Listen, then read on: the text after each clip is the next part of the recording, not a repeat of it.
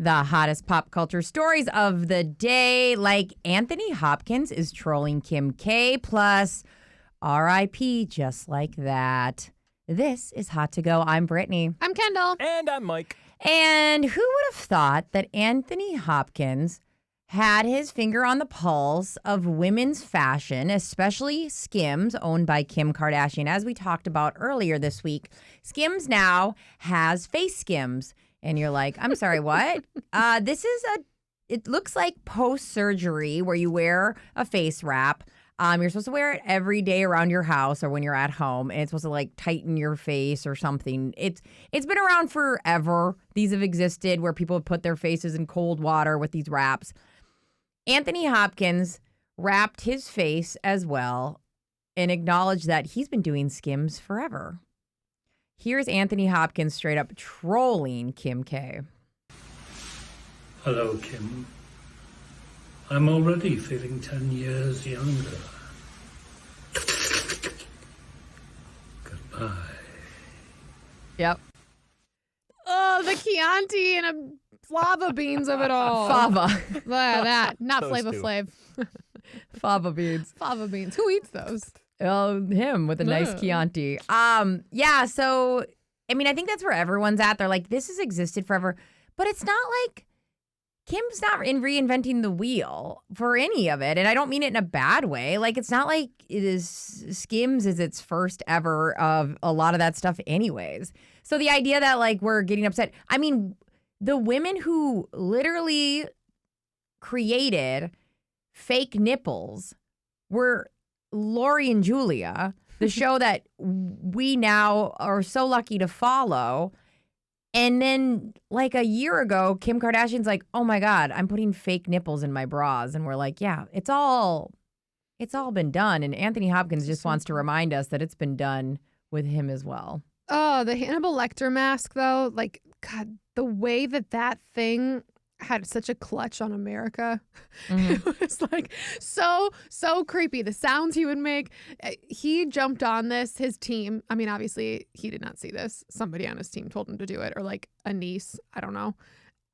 Chef's kiss. If Kim Kardashian actually responds to this, that would be epically brilliant. Like if she wants to ignore it, then that just means that she thinks it's like she feels embarrassed.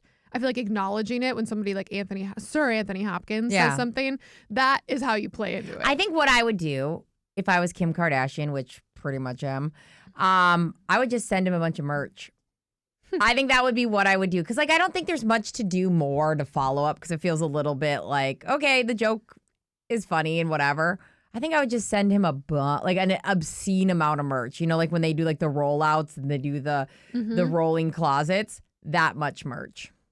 Oh, I have to say, if I showed up in one of these, walking around my home, and my husband walked in the door, he'd probably poop his pants. He'd be like, "What happened to you? Where'd you put my wife? Is this like some robot woman?" Oh my God, yeah. I mean, look at that. If you saw somebody you knew wearing that, you would have a moment of, did you get injured? Are you okay? Do we need to go to the hospital? Or like, I would just assume they had cosmetic surgery because that's what you wear.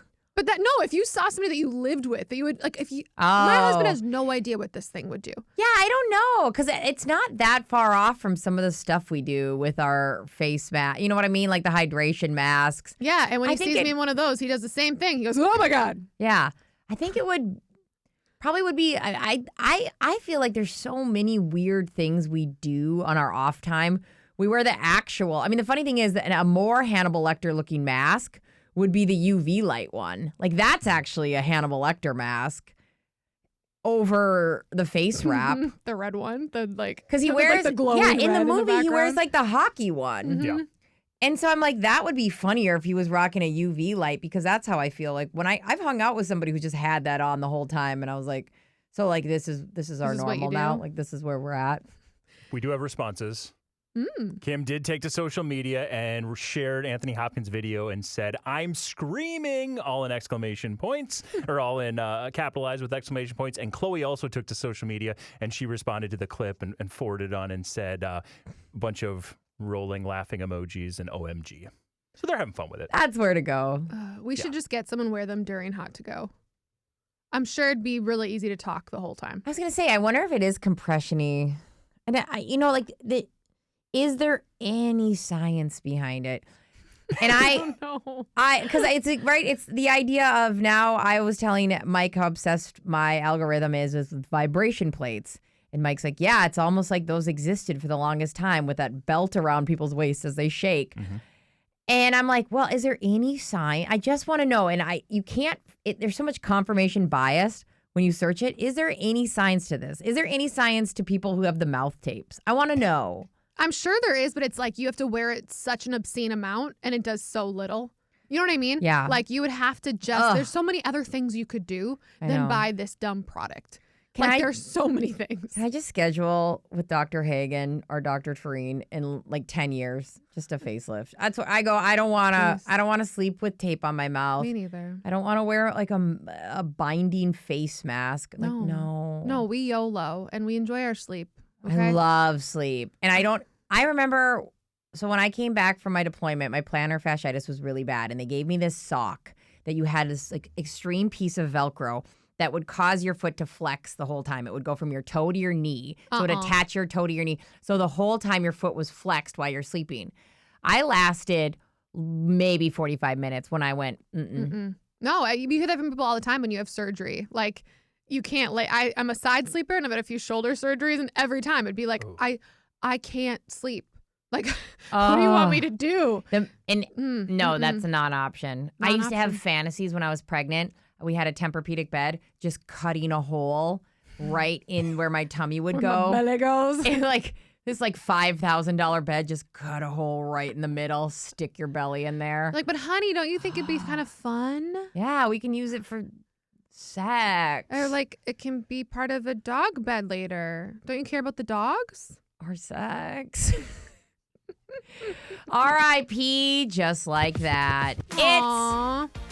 It's been on life support. This last season didn't help. They didn't care enough to even think about the plot. There were so many times things were these giant plot holes. At one point, one of the characters was like talking about her dad, and they forgot that they had actually mentioned that he had died like a whole season earlier. Oh, wow. They put as much effort in this as they do announcing that is not happening anymore. After the 3 seasons, I would say 1.5 to 2 of which were very painful. Number 1 was terrible. 1 was bad. Somewhere in the middle of 2, it got okay. Mm-hmm. And I watched some of this 3rd one. It was pretty bad. I didn't mind this season. Her on the farm? I thought that was fun, okay? It's just not her. We're rewriting everything. I thought it was fun. I'm on episode 5. And I will say, though, I'm on episode 5. Have I finished it? Are you gonna? I'm going to. Now, especially now that I know it's done after this. I'm like, oh, sad. It doesn't surprise me either. I mean, I think the show got a lot of flack when it started, but so did Sex and the City for very different reasons. Yeah. So I don't think that really stopped them. What ended up being the nail in the coffin, though, was that it got flack, but it also didn't get numbers. Like Sex and the City got a lot of flack and a lot of criticism from people, but people were watching. And this just didn't hit the same way. I don't know. I will say I do love that it changed in a small way. It was already happening culturally, but it changed the conversation around how we view women after 50.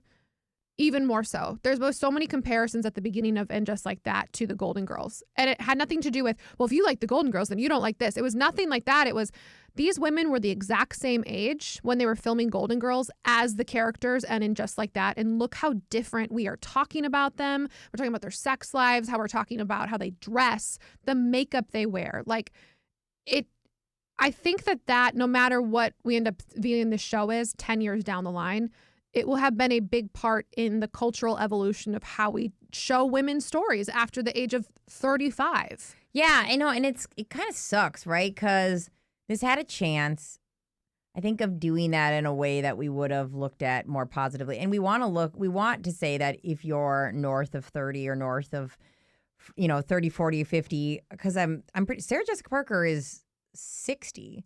Mm-hmm. We would love them to prove that they, proof of concept, they have to make money. Like Right. the show has to make money. We wanted to like this. They didn't put any good writers behind this. The person who did the wardrobe was not who they should have gotten, even though the clothes were pretty cute. Yeah, I was like, I did like most of the outfits. But I don't know why they couldn't have put time and effort. I don't think they understand who's watching. I think that they kind of leaned into like they needed a new audience and weren't loyal to the old, or what do you mean? I think they were treating their audience like they are dumb and in some sort of decaying bed, because it was given to us in a way that was at first very sad and like kind of just changing in a way, and then it got really fluffy and stupid.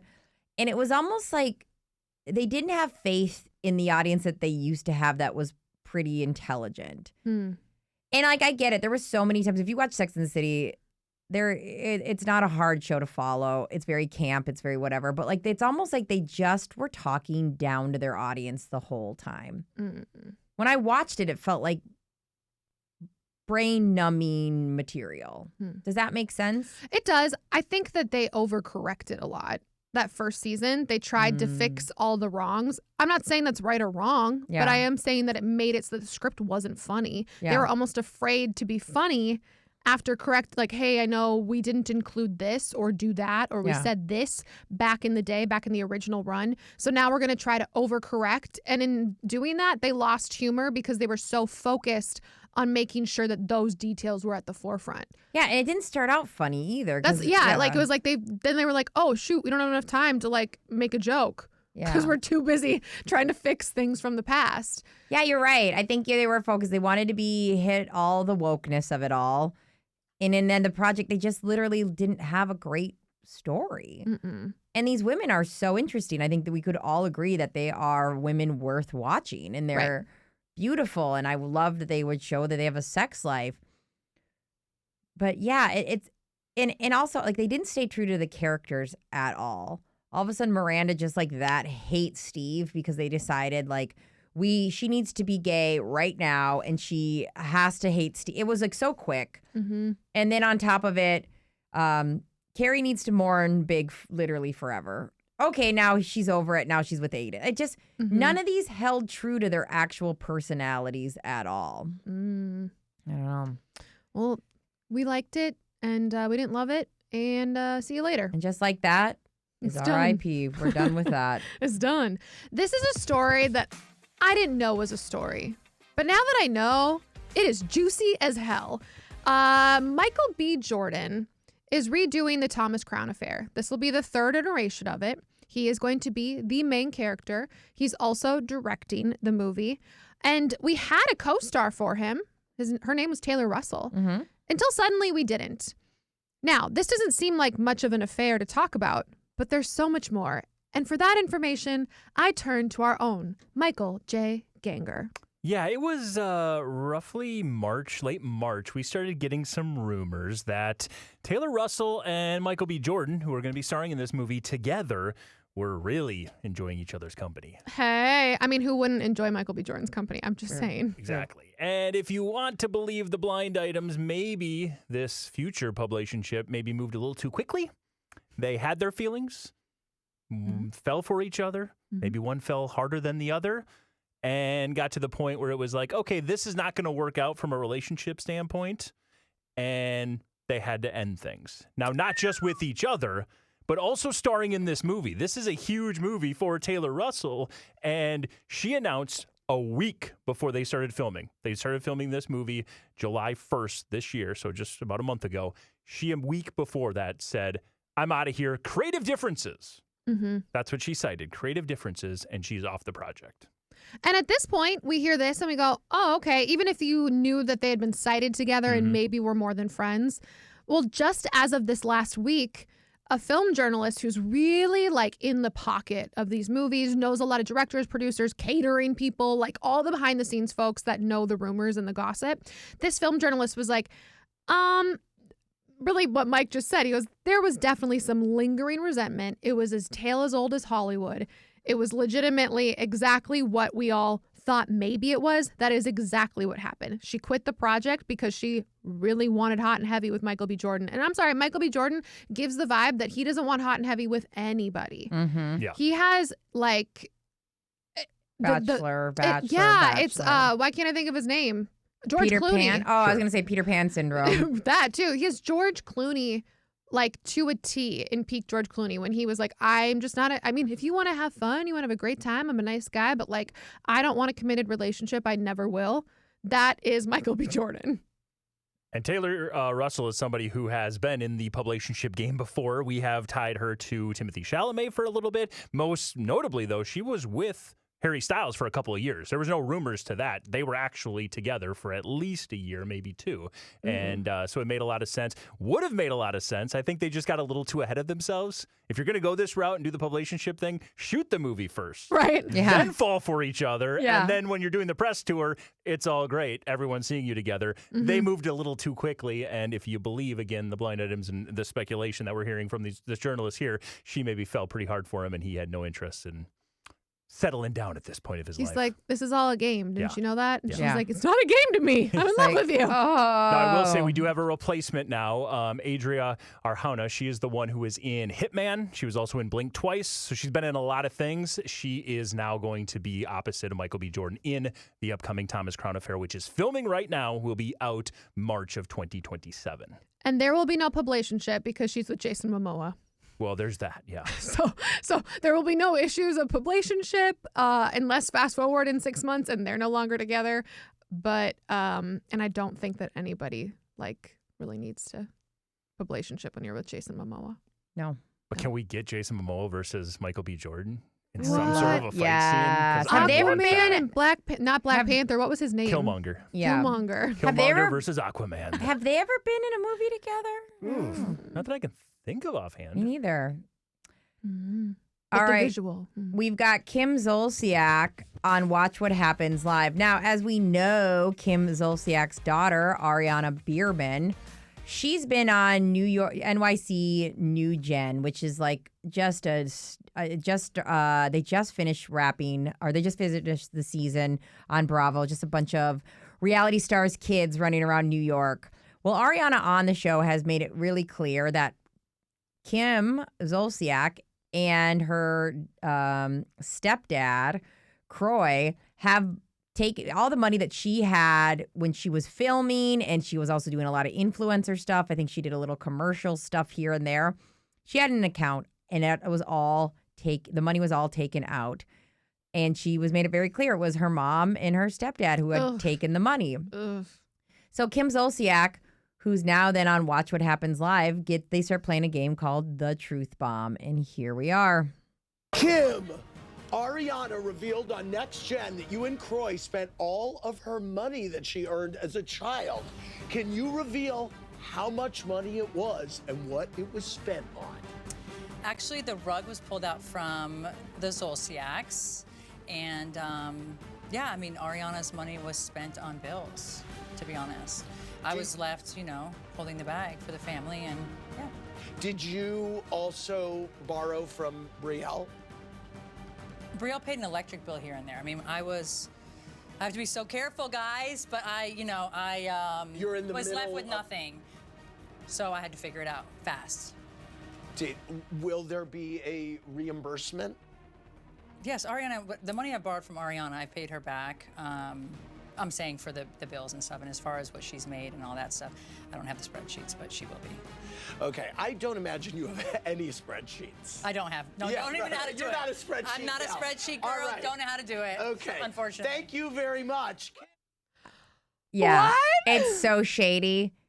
First off, there's no payback. You have no idea how much money you took. You're pure chaos, and you have nothing written down. And that daughter will not see a dime of that, I promise you. And she was at the taping. So if you watch that scene, they show Ariana in the crowd just dead face. She shows no reaction. Who was sitting next to Kim in that video? Do you know who the other guest was who was sitting up there with her? Yeah, I can't remember who it is. Because her eyes, when that question got asked, got real big, and it was like a meme. She's like looking to the left, looking to the right, like, is she going to answer this? Is this actually really happening right now? It was so good, her reaction. I'm so embarrassed. I just want to sink into like my turtle loved it. shell right now. Oh, man, it was good. While Brittany's looking that up, who that guest was, the fact that last comment, as soon as Andy said, right before Andy said, you don't do spreadsheets, and she admitted she didn't, when she said, yes, Ariana has been paid back for all the bills, and then she kept going, and she's like, and she will be paid back, and she's going to, I was like, you just said she was, and now you're saying she's going to be, because it's all in a spreadsheet, but then you just told, and then Andy called you out, and you said there is no spreadsheet. What? You're a liar. There's no. That was Katie. She's from Real Housewives of OC. She did her first season last season. Man, it was good. Yeah, no, you're right, Kendall. There's no way they're not getting a dime. There's such chaos, and there's so many rumors around Kim having a huge gambling problem. But just even if she didn't, like, let's just say, I mean, the amount of cosmetic surgery she gets done and puts towards herself, and like there's all this talk around that as well on NYC Next Gen. Like the reality of it is, Kim's awful with money, and she had access to to her daughter's accounts and spent all of her money, and they'll never see a dime of it. Because they have projects that are based on the fact that Ariana is Kim's daughter, is like, I think the only reason they're like, fine, we can mend this. But I think she's pissed. I mean, yeah, she's definitely, and I get it. And you bring up such a good point.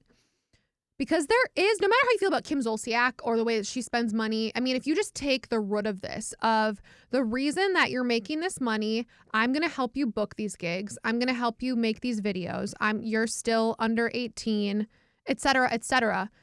Do the parents have a right to that money? Like, we all know people whose kids maybe model or, I don't know, win money at spelling bees for all I know. Like, yeah, I know so many people that win money at spelling. But like, do the parents owe their kids that money, or is it the parents' money to do with what they see fit? I think it all depends on how much. First off, like, I think saying that you got this because I'm famous is such a slippery slope. Because, like, okay, that could be your whole career. What do you always? But I think if you're in a place that you are giving up time and energy to help book, get them there, you take your cut and you make it it's very on paper. I'm taking 10%. I'm taking 15%, whatever you guys agree on. And that's what you get. And like, I get it too. There's situations where you're like, hey, we need this money to, rent an apartment. You want to move to LA for your career. Like, people have to talk about that all the time. Right. But because there's going to be no paper trail of all these things, and she's the type that's like, Kim Zolciak is, I can just tell, always reactionary. And I've watched her for years. Oh my God, this bill needs to get paid. Where's money? There's no thought put into this at all. So it'd be one thing if it was, hey, you're booking all this stuff and we're helping you get it and whatever, and we're like building your brand together. But the minute you start going reactionary, I can't with you. Because to be fair, right now, what's the most money-making thing between all of them? It's this next gen Bravo Stars. Yeah. NYC is what it's called. So she's bringing in more money than Kim is. Yeah. So all of a sudden, is she going to be like, oh, no, I'm not going to, you deserve some of this money because you took it from me when you needed it? Like, I don't understand how that would work. So I think visibility is the biggest thing. And just, like you said, having it on paper, understanding, because that's the problem. They have no idea how much was coming in from Instagram and from all of these social media following. Like, no clue. There's no That's idea. Wild to me. Like, how do you do your taxes? Oh, Yeah. wait. Yeah. Is she one of the ones that doesn't? Yeah. Like, yeah, you're asking the wrong person. I don't think you should ever ask or get advice from Kim Zolciak about taxes, income, touche. just overall games and plans. Well, if you love Hot to Go and you want to comment, we'd love to see it. But like, subscribe, pass it on to a friend. We would love that.